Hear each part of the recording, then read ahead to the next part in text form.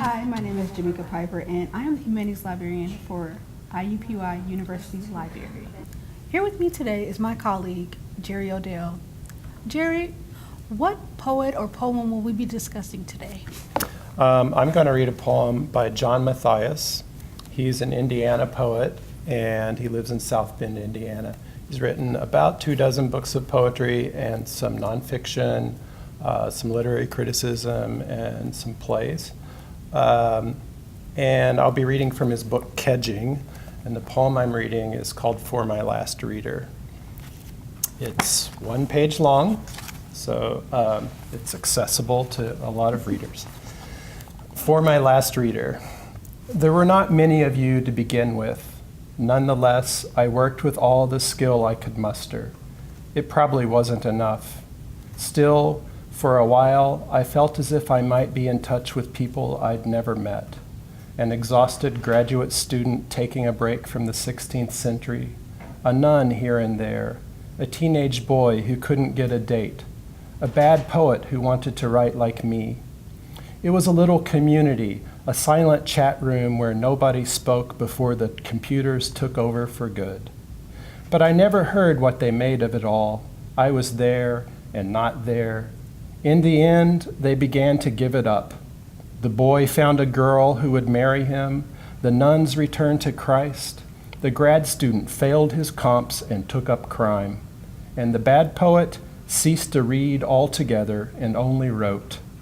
And here you are, in the stacks of some stone memorial to the word, when books have been replaced by strange machines as thoroughly as oral poets were replaced by books.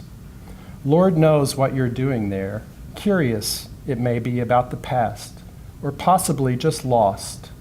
Only chance placed your hand on this particular book, in which you read a few lines from one of the shorter poems and put it back on the shelf where it continues. Camarado, this was a man, moldering and moldering to dust. So that's the whole poem. Thank you for that lovely reading, Jere. Can you tell us, what was it about this poem that resonated with you? A lot of things. First of all, it talks about libraries, it sort of mentions libraries, and someone finding this book in a library and being surprised by a poem they might have read in it, and unfortunately putting it back on the shelf instead of checking it out. But the other thing that really attaches me to this poem is that I studied poetry with John Matthias.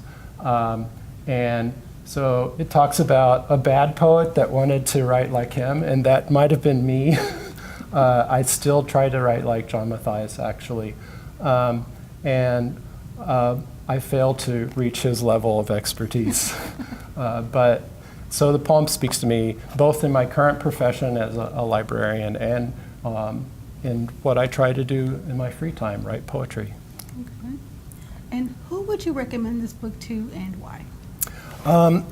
Anyone, really. If you can read, you should try reading a poem by John Matthias. He writes in a lot of different ways. And this particular book has some difficult poems in it and some easy poems. And I think, like the poem I just read suggests, start out with some of the shorter ones and get to know them.